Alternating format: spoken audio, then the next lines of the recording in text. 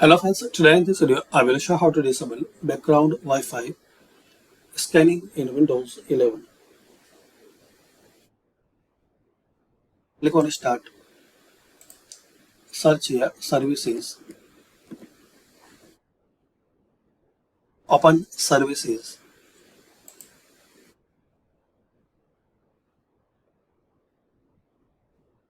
Now in this list you have to find out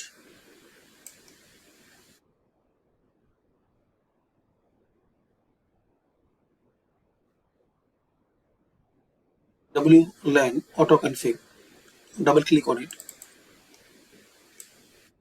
Here you will see startup type automatic. Select manual.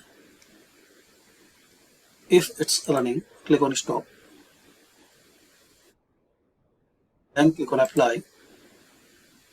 Then click on OK.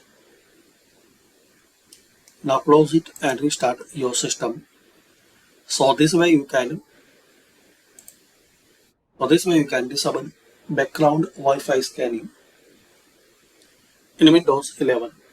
Thanks for watching.